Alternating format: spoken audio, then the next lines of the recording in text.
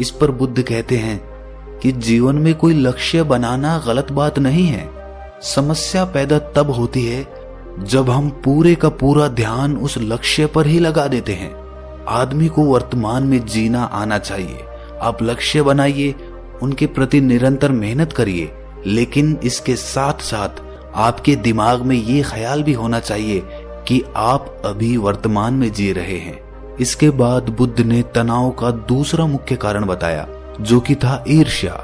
बुद्ध ने कहा कि जब आदमी ईर्ष्यापूर्ण या द्वेषपूर्ण हो जाता है तो भी उसका मन सड़ने लगता है। ईर्ष्या आंतरिक घाव होता है। आंतरिक मतलब मन का घाव होता है। शरीर का घाव तो भर जाता है, लेकिन मन का घाव कभी नहीं भरता। इसीलिए इंसान को दूसरे की तरक्की से कभी ईर्ष्या नहीं करनी चाहिए। तनाव का तीसरा मुख्य कारण होता है किसी दूसरे से अपेक्षा।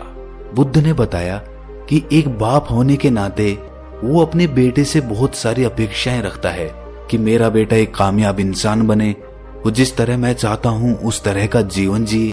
और जब आदमी किसी से अपेक्षा करने लगता है तो कहीं ना कहीं वो अनजाने में खुद के लिए तनाव पैदा कर रहा होता है।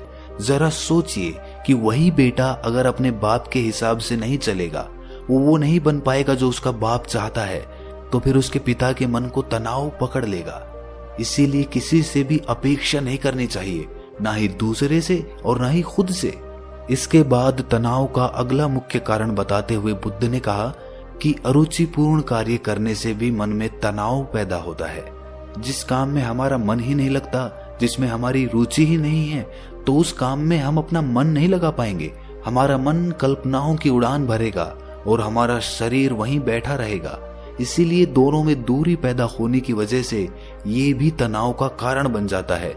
इसीलिए आदमी को सिर्फ रुचि के हिसाब से ही कार्य करने चाहिए। इसके बाद बुद्ध ने कहा कि शारीरिक दुख भी तनाव का कारण होता है।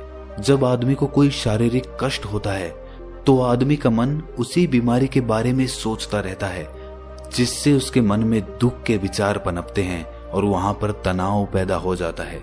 ये सुनकर उस आदमी ने कहा कि हे बुद्ध, शारीरिक दुख तो किसी को भी आ सकता है, तो क्या वो आदमी हमेशा तनाव में ही जिएगा? इसका जवाब देते हुए बुद्ध कहते हैं कि ये बात ख्याल करने की होती है कि हमारा जीवन दुखों का आगार है। जैसे जैसे हमारी उम्र बढ़ती है वैसे वैसे बीमारियां आती हैं, दुख आते हैं और एक दिन मौत भी आती ही है। तो बीमारियां जीवन का अभिन्न हिस्सा है। किसी में वो समय से पहले आती है तो किसी में बाद में आती है।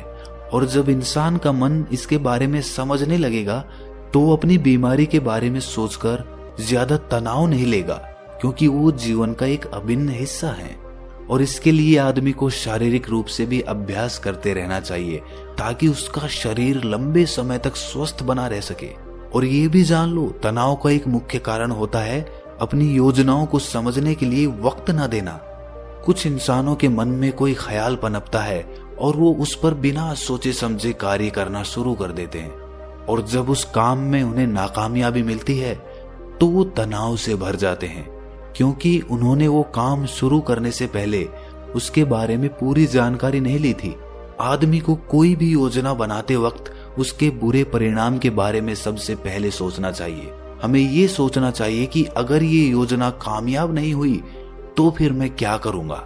और इसीलिए अपनी योजनाओं को समझने के लिए पूर्ण वक्त देना, पूरा वक्त देना, ताकि भविष्य में उस काम के प्रति कोई तनाव पैदा ही ना हो। और सबसे आखिरी कारण जो तनाव का होता है वो होता है ज्यादा सोचना। निरंतर सोचते रहना भी एक बीमारी होती है, और इसको दूर करने के लिए आदमी को नित्य प्राणायाम और ध्यान करना चाहिए। ये सुनकर उस आदमी ने हाथ जोड़ते हुए बुद्ध से पूछा कि हे बुद्ध, मेरा बेटा तो अभी मात्र 23 साल का है और उसमें इतनी समझ भी नहीं है कि वो इतनी सारी बातों का एक साथ अनुसरण कर सके। कृपया करके तनाव मुक्त रहने का कोई आसान सा मंत्र बता दें, जिससे आदमी उस मंत्र का अनुसरण भी कर सके और तनाव मुक्त भी रह सके। ये सुनने के बाद बुद्ध ने कुछ सोचते हुए जवाब दिया कि इसके लिए एक छोटी सी विधि है। अगर तुम इतनी बातों का पालन नहीं कर सकते तो तुम एक बार में एक काम को करने पर ही ध्यान लगाओ। जो भी तुम काम कर रहे हो बस एक काम एक बार में करो और उस काम को पूरा ध्यान लगाकर करो।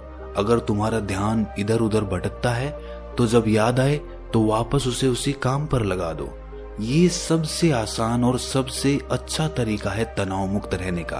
अगर तुम खाना खा रहे हो तो खाना खाने पे ही अपना ध्यान केंद्रित कर दो। अगर तुम चल रहे हो तो चलने पे ही अपना ध्यान केंद्रित कर दो। इससे तुम्हारा मन और तुम्हारा शरीर दोनों एक जगह पर रहेंगे और दोनों के बीच दूरी नहीं पैदा होगी, जो कि तनाव का मुख्य कारण होती है। दोस्तों, आज की युवा पीढ़ी एक बार में 2-2, 3-3, 4-4 काम एक साथ करती है। जैसे कि कोई आदमी खाना खाते वक्त टेलीविजन भी देखता रहता है, फोन पे बात भी करता रहता है और फिर बाद में कहता है कि मैं तो तनाव में रहता हूँ। जब 3-3 काम एक साथ करेगा आदमी तो तनाव पैदा होना तो लाजमी ही है, क्योंकि मन तो पूरा ध्यान लगाकर एक बार में एक ही काम कर सकता है। पूर्ण रूप से ध्यान दो चीजों पर कभी नहीं लग सकता।